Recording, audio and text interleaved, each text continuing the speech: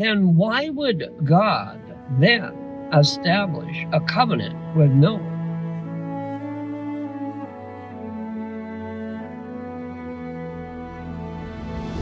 Call him a righteous man and his family,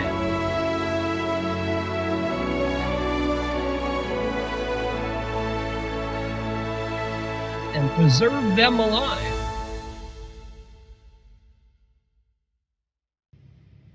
Thought I'd bring up a few things for your careful consideration.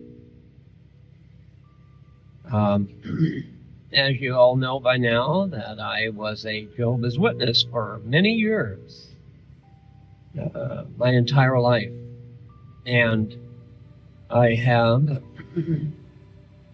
come to learn that what I had been taught by those that have tasked themselves with the responsibility to teach mankind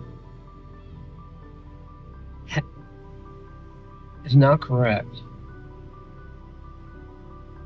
It's not correct at all. For it to be correct, one would have to disregard what God is doing. And that can't happen. It's clear. Today's discussion is going to be on, and this is astounding, and if there are any witnesses listening to what I'm saying, ask yourself this. Have you ever heard anything about what is called the Noahide laws?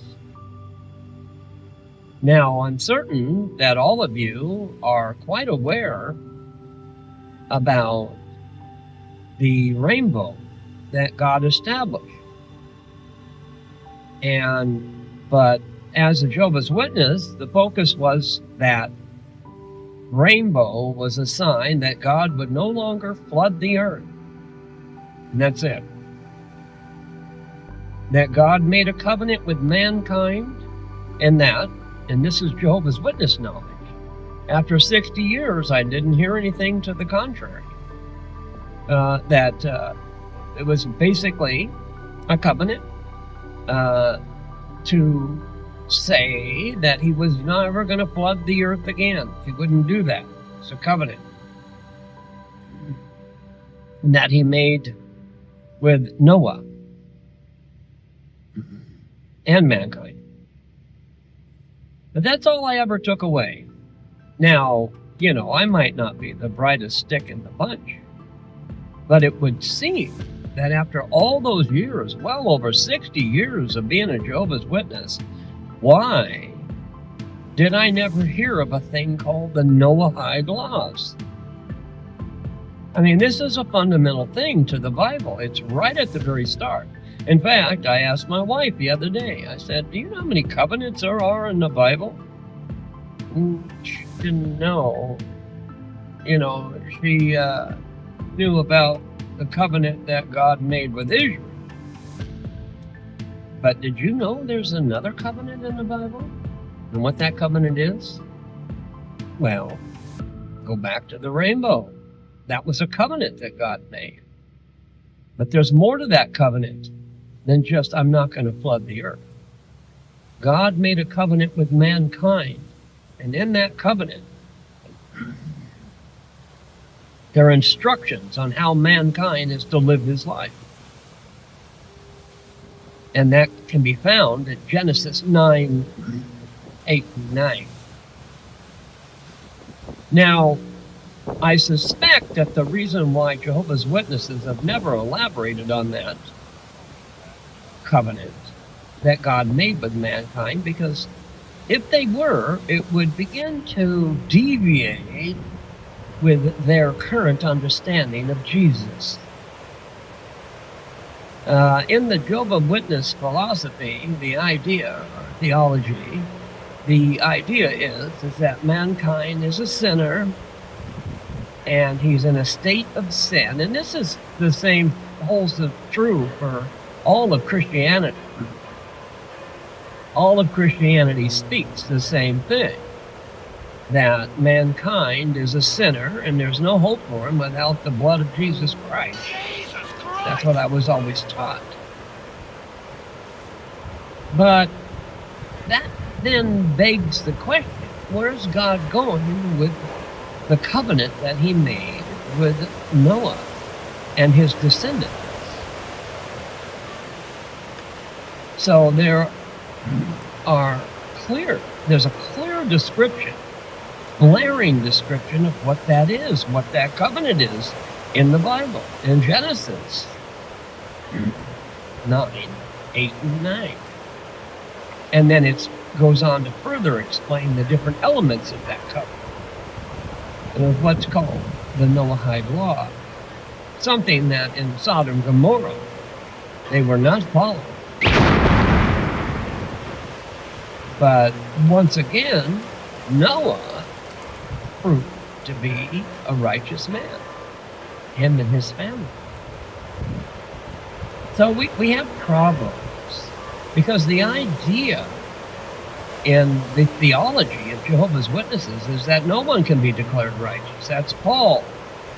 No one is righteous in the eyes of God.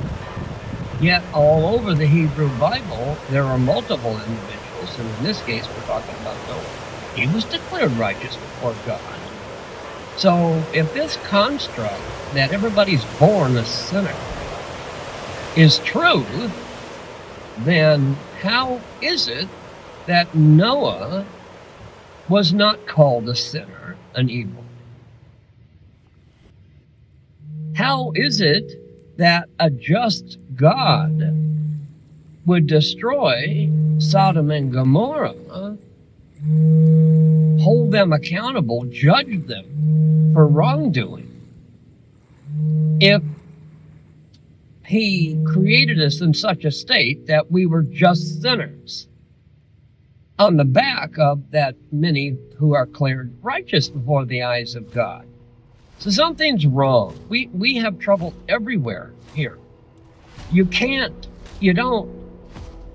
First off, if we're a broken creature from the get-go, which is the Christian theology, that we're broken right out of the chute. Adam sinned, he's a terrible sinner, and sin has entered into mankind. Now, if that's the case, then why would God then establish a covenant with Noah, call him a righteous man and his family, and preserve them alive for being obedient to him, to God, right? They were preserved alive for their obedience. But Christian theology doesn't teach that. Christian theology teaches that we're all sinners and we're basically doomed without the help of Jesus Christ. That we need Jesus to die for our sins so we'll have a chance to have recompense before God. But here in this account, we have on the onset of the Bible in Genesis talking about God establishing a covenant, telling people that they shouldn't murder one another, to establish courts of law, and we'll go into more of those elements. But God is not coming away with the idea that mankind cannot live according to as he so desires. And there's certainly nothing that would indicate that God has deviated from what his original intent is. You know, when you come along, see, this is the problem with Paul and what this has done. It's actually a replacement theology. And it's horrible because you have a man over 2,000 years ago proselytizing that the things that God has established are no longer relevant.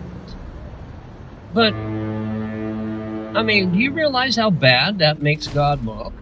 Okay, so first off, God establishes a covenant with Noah and the 7 Noahide laws, right? Then, later on, God establishes another covenant with the nation of Israel. So, if you look at the preponderance of evidence on how God has treated mankind, you begin to see a pattern. You see a pattern in which God affirms by establishing covenants and says, and this is critical, it's a perpetual covenant, everlasting covenant. That's with the covenant that he made with Noah. See, once again, you have God in his own words clearly stating that I want you to do this, this, and this, and this, and it's an everlasting covenant. I want you to do that perpetually, forever, all your generations. I want you to do this. And that was just with Noah. Then later on, throughout the history of mankind, God comes in again and makes another covenant that carries some of the similar constructs that the covenant that he made with Noah, but additional things were added. So why would God make a covenant with Noah and then judge Sodom and Gomorrah based on statements in that covenant that he made? Because they were clearly doing things that were against what he said, how mankind should live. And then come along later also with the Jewish people and then reestablish a covenant again. And actually add some things if God thought that somehow we're sinners and we're unable to do anything he asked. He actually added a little. You had the 7 Noahide laws with Noah, but then you have the 10 statements or utterances and the 10 commandments, people call it. So he added even more. So that makes God look. How does that make God look to you? You know,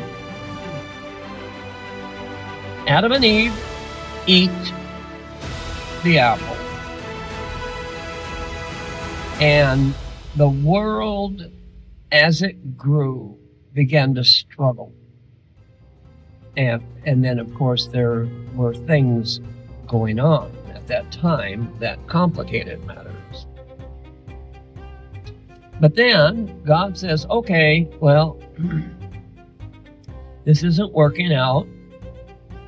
Clearly, the dummies aren't getting the point, though it's much more than that. That's so stupid, simple. Actually, you know that the word used is at the time of the apple was not sin. The word in Hebrew means to, and I'll verify this for you, step down or missing the mark, coming up short. This is so critical that we learn Hebrew. We must, as English speakers, people that do not know biblical Hebrew, when these things were recorded in that Hebrew Testament, that Old Testament, it was in the Hebrew language. Now this is getting off point a little bit, but the Hebrew language, embedded in the Hebrew language, is not only the fundamental words that God spoke, but those very words carry tremendous meaning, additional meaning, beyond the most fundamental or the first, how would I explain this? In English, like I've said this before, I think in another video, if you say house, now the word house could perhaps mean some additional things: shelter, cover, harborage. You know, you can do maybe a little bit more with it when we say the word house, right? But typically you don't go, well, people might think, you say house, you might think lodging or shelter or home, You can get some meanings out of the word house. I know I'm getting off topic here, but this is very important, and the world's going to have to learn this. You can't do that. Well, you can do that very thing with the Hebrew words, but it's more profound. So we've taken an English word and plopped it where Adam and Eve fell short or missed the mark or stepped down, and said that they sinned. They're sinners. It's the first thing mankind's got to learn. Come on, people. You're going to have to learn the words. If you want to go around professing to know anything about God at all, we have to listen to the words that God said. And if those scrolls and documents are written in the Hebrew language, we're going to have to come to grips with that. You wouldn't go over, let's say you're an English-speaking person, and then let's say you go into a foreign land. You go into, I don't know, someplace, Pakistan, and they don't speak English. And then you go in there, and then you start trying to dictate what people are talking about when you don't even have any idea of the words they're using to communicate with. And this is a terrible problem, and of all people on earth, Jehovah's Witnesses should know this. What's wrong with you, governing body? Do you not know that the word is not sin in the Bible? Do you not know that? How can you be that? What's wrong? How can you be so innocent? And we love God so much. And the cookies and the lentils at the middle of the night and all that. I mean, don't you have any idea what you're doing with the wording? By not getting the words right, and I've really moved beyond now the Noahide laws, but it's tied in. Once you miss the words, once you don't have an accurate rendering of the words that God speaks, then how do you even know what he's saying? And this holds for all mankind, all humankind, right off the bat. If you're a real person and you truly think, right, you're going to have to come to grips with the idea that when God wrote those writings down, he didn't write it in English, right off the bat. Your English Bibles, though you can glean spiritual insight out of them, yes. I'm not accreditizing the New Testament, but certainly the Old Testament. Okay? But, I get on YouTube and I hear these guys, and they're just absolute experts in every sort of argument you can possibly make. But 90% of the time, their arguments are all based on English right off the bat, and a language in which the Hebrew Bible was not written. So if you're going to go that route and use the Hebrew Bible to try to establish the validity of the New Testament document, you don't change the language, right off the bat. That's dirty, underhanded coal. So if God said the word sin at that point, that Adam and Eve sinned, is that what God said? Did he say sin? Is that your, A game? Take an American word and plop it over the original Hebrew word for what God said they did? Because it's not sin. God didn't say they sinned. They fell short. Now, I know I'm not giving you an in-depth explanation of the word in Hebrew. There are many Jewish scholars that can do they blow me out of the water, right? But I'm smart enough and humble enough to know that I don't come around later and say, hey, I have a good idea. Let's put a different word over the Hebrew word, right? Let's take an English word, plop it on a Hebrew word, and an English word that carries its own meaning and constructs, plop it over an English word, and then build a whole theology off of it. Because that's what's going on, right? That's part of why the Jehovah's Witnesses are not teaching the 7 Noahide laws, because it doesn't fit with the doctrine in which this idea that Jesus died for our sins, something that Paul has created for mankind to munch on. Okay?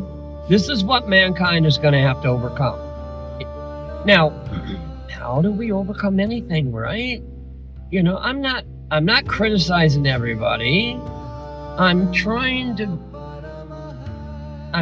help you understand that to even begin to know or learn anything, you're going to have to come to grips with the words. That's the first thing. You want to learn something, you have to open the book and learn what words are actually written in the book.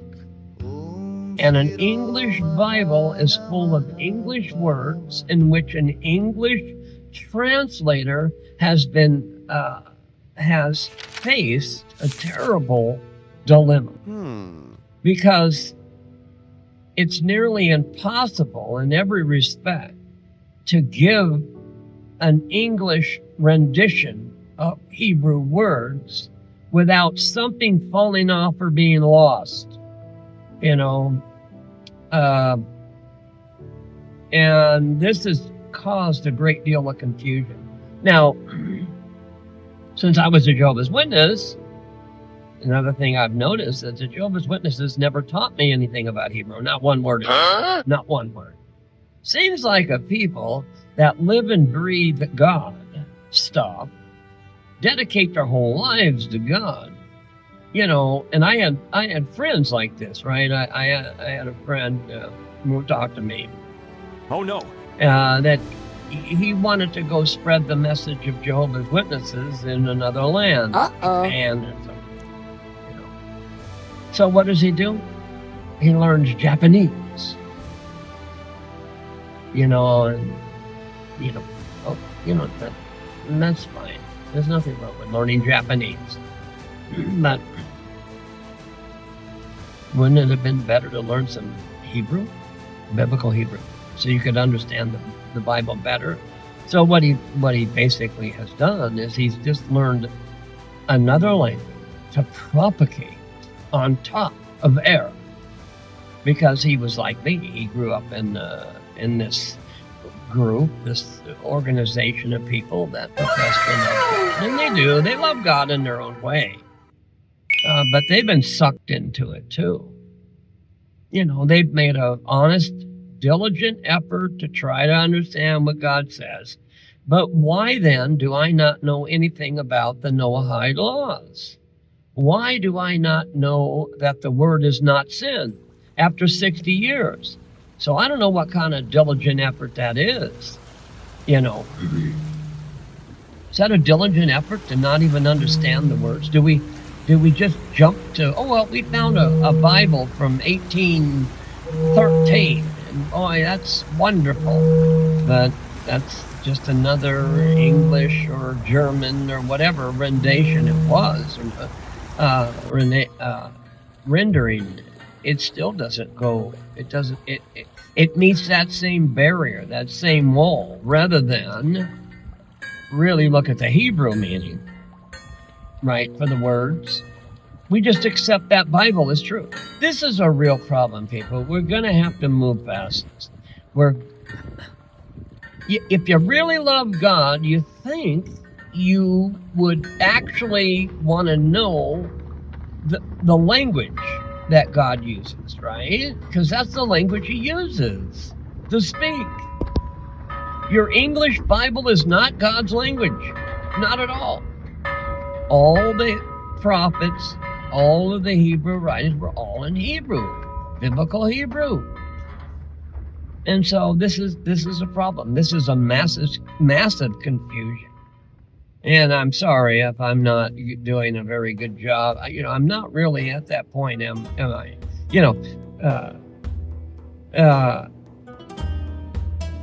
All I'm trying to do here is let you know there's an issue.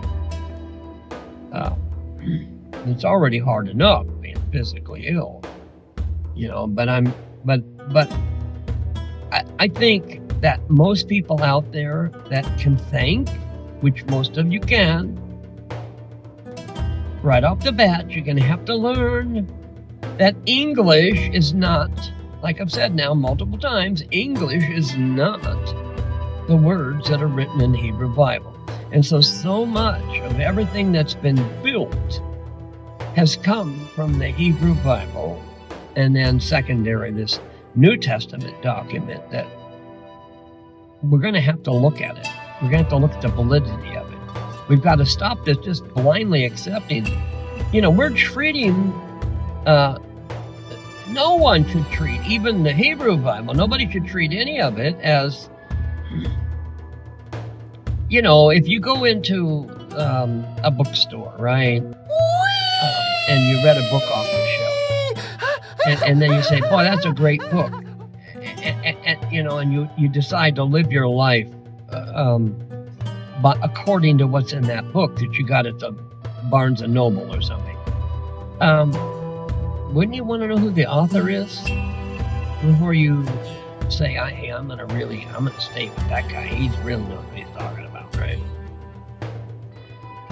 Are we really showing the respect to God that he deserves by not even caring enough about the words that he uses to talk to mankind?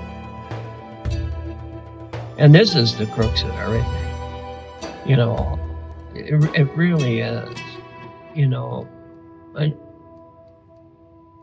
I know that if you're listening, there's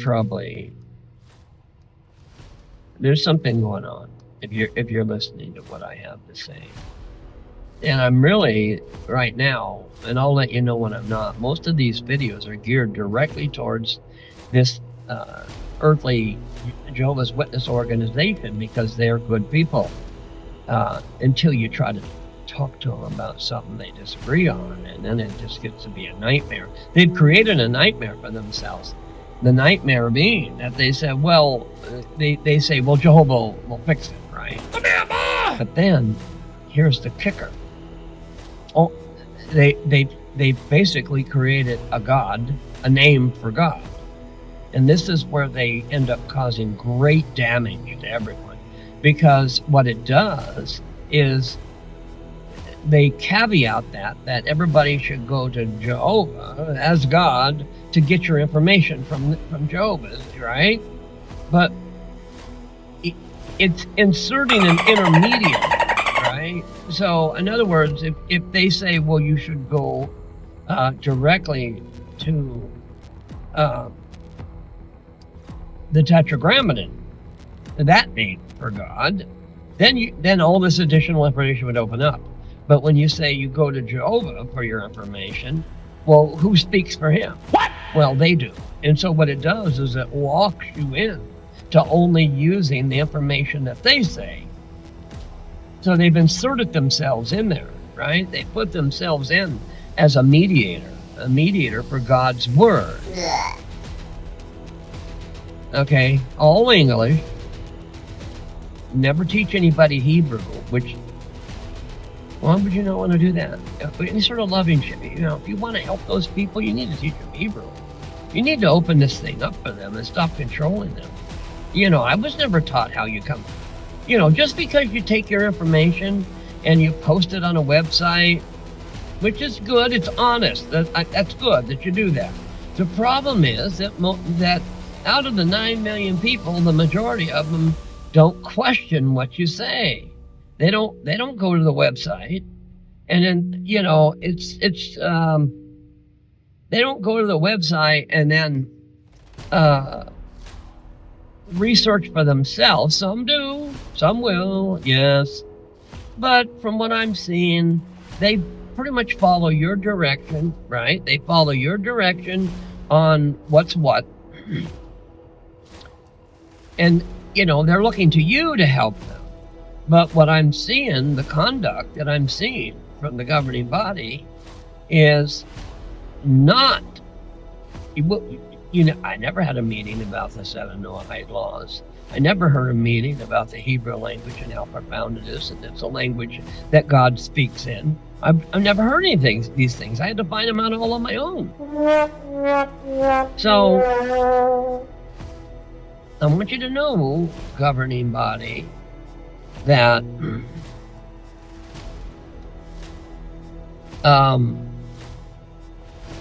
I think you need to start listening to what the Jewish people have to say. And you need to take it serious. And I guarantee you're not going to find out that you're right. You're going to have to drop.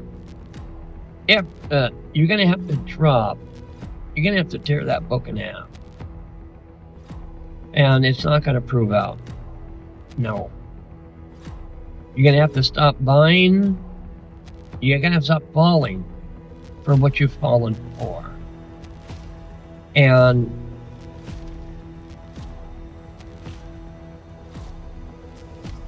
you're gonna have to do this because God's gonna do it to you, right? There's no choice, whether you do it or not. I've heard talks recently given. I think Brother Lett gave a talk about the nation of Israel. It's what you're not saying that's causing the trouble for you. I listened very carefully about that talk. Always listen to what you said carefully. I got just tons of memories of things I've been taught. And hopefully I can get this out to the world. But a recent talk, because it's been coming up in the service, and you gave a talk on it, Brother Lett, about people are asking about the nation of Israel. So you get up there, and this is where you're making an error, and you did good. You said, well, the ancient nation of Israel did X, Y, and Z. You gave an example how they conducted. They didn't kill anybody that was innocent. They didn't do this or that. They didn't, right? And that's true. But then you didn't say anything about the modern nation of Israel, how they do it. You caveated what they used to do, right, with every other nation in the world. And I'm here to tell you that Israel is not every other nation in the world. Everything that you said in the talk, because I've spent the last 5 years or more intimately connected in watching what they do and learning about them. Everything that you said that the ancient nation of Israel did in biblical past, they do today. And it can be proven. It's on the internet. It can be proven beyond a shadow of any doubt. So what you didn't do, Brother Lett, is you didn't draw the parallel to the modern nation of Israel and how they conduct themselves on the battlefield. You made the nation of Israel just the same as every other nation on earth. And that is why God is unhappy with that behavior. So if you want to draw a comparison, then you need to start doing it openly and honestly.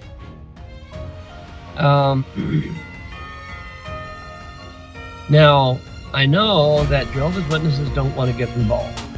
They don't want to do anything. They don't want any trouble. It's kind of one of these. What's really strange is Jehovah's Witnesses are acting in a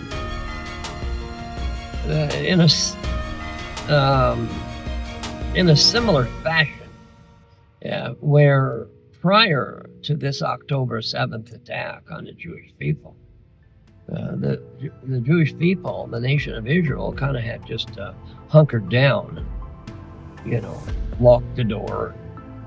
Their philosophy on how to conduct their time on earth was to just,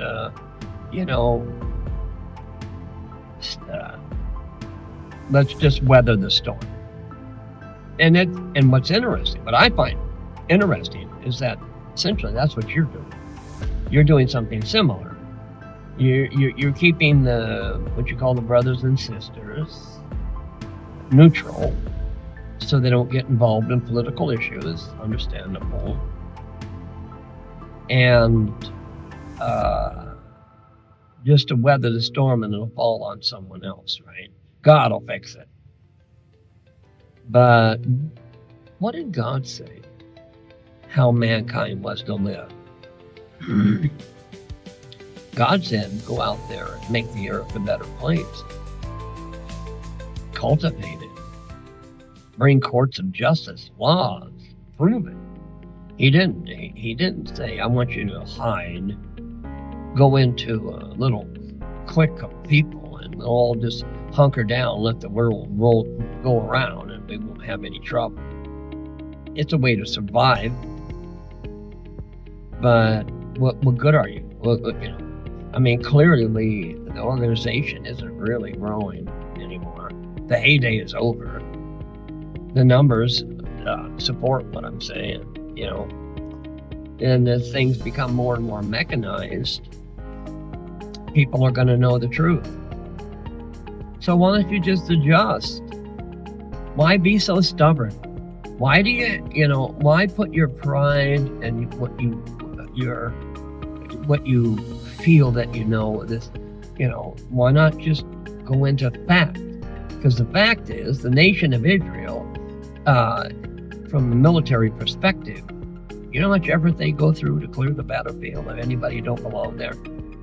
Just like you said in the talk. I find that sneaky. You say in the talk, well, the ancient nation of Israel didn't kill anybody they didn't have to. And then comparing the nation of Israel like it's any other nation, and they're just, whatever, right? So what they do. And that can be proven. So that's a lie, right? You just, in other words, you didn't really lie, but you inferred that the modern nation of Israel is like every other nation. And that's not the case.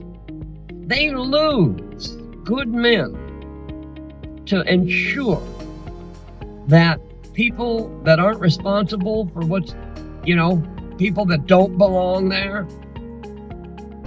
are not around when they do what they do.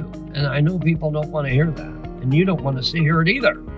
There's no difference in you than the people that are protesting in the streets, only you just doing it calmly. But you're bad-mouthing God's people.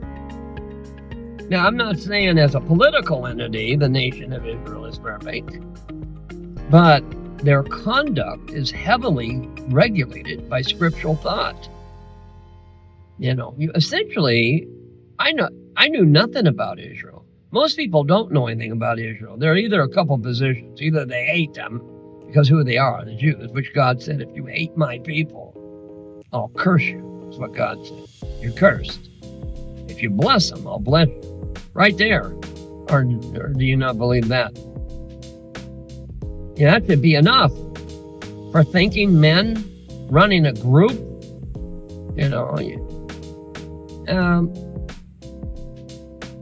You're involved. You're involved anyway. So, yeah, you put yourself out there, there's risks. But, if you're going to waltz around professing to be God's people while not seeing just who God's people are, I thought you guys were smarter than that. I thought you knew better than that. How can it be that you act that way? How can your conscience,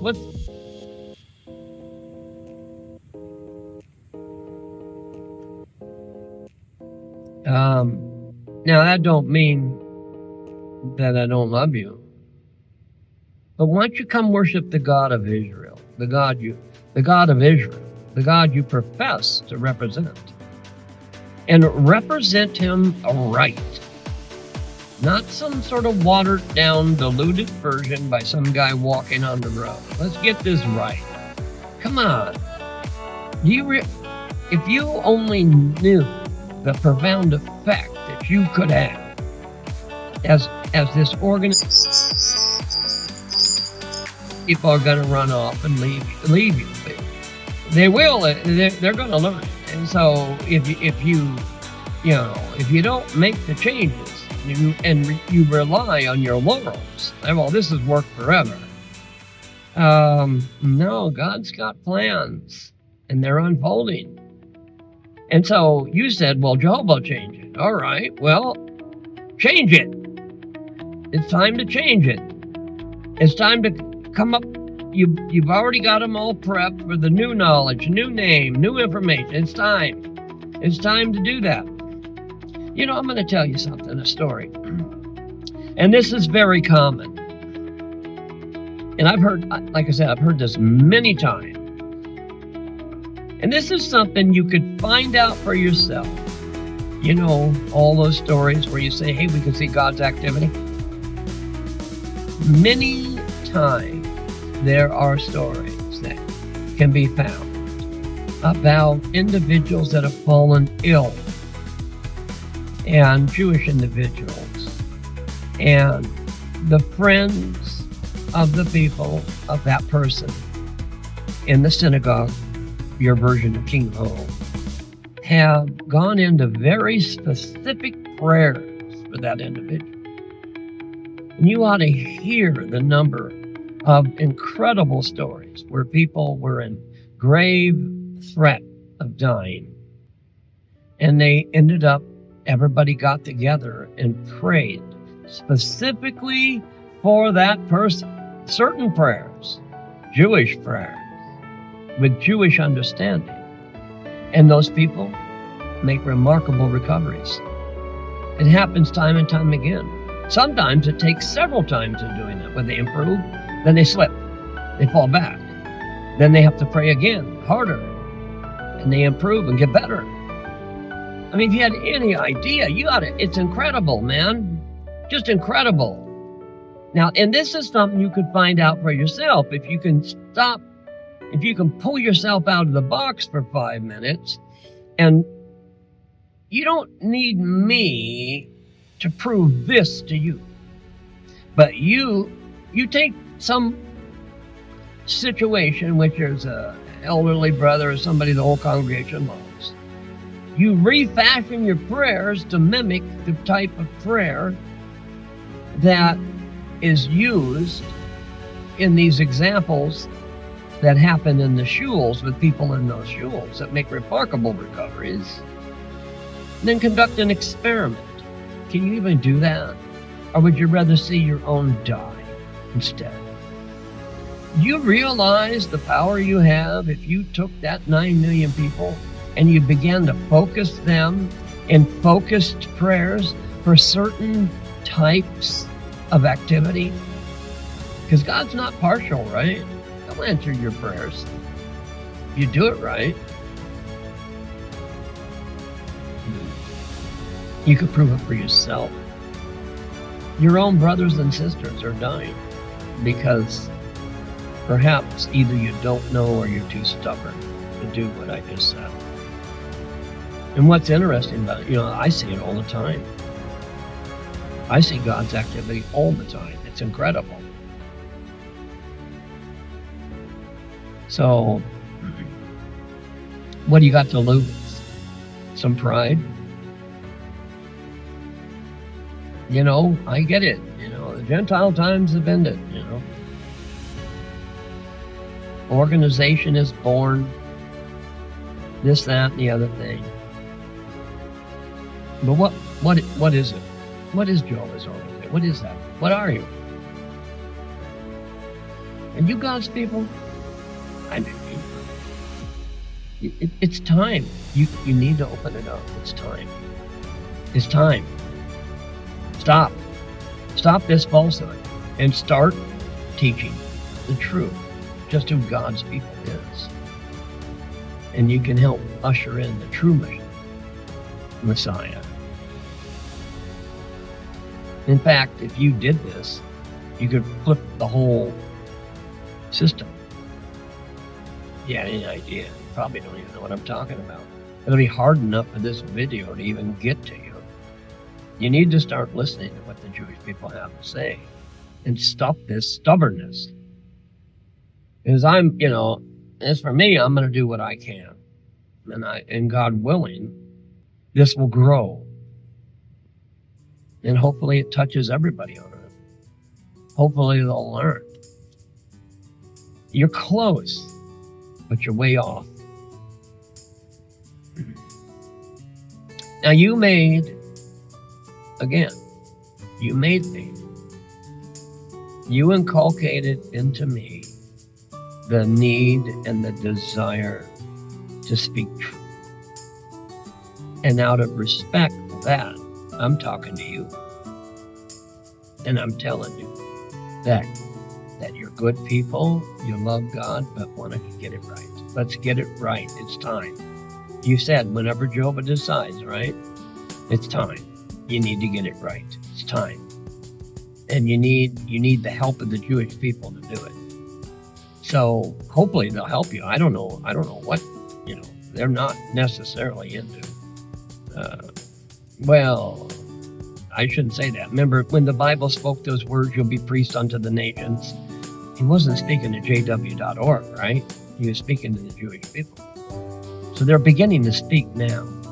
So spend some time, poke around on YouTube, take a hard look at what the Jewish people are saying, and listen.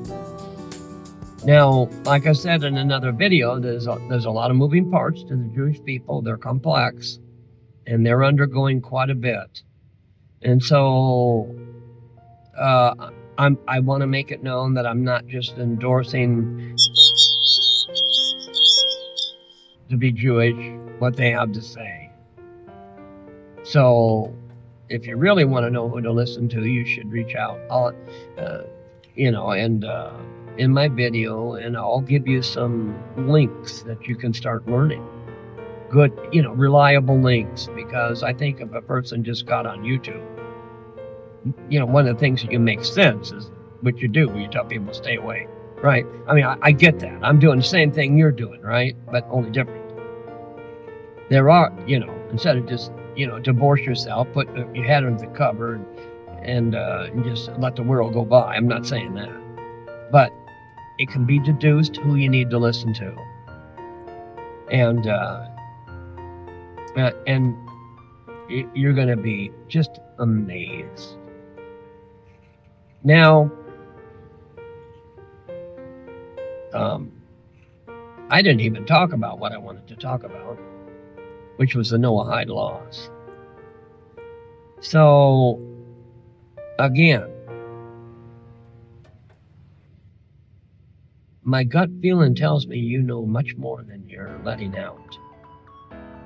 But the error that if you keep making this error, thinking that all of those people that go to all the 9 million witnesses are going to leave the supervision that you have been asserted yourself onto.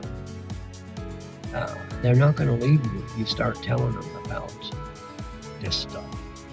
Real heavy-duty God stuff. Aren't you tired of saying the same things over and over again? You know what? Here's an example. Maybe this will help somebody. Everything today is exactly what you said 60 years ago.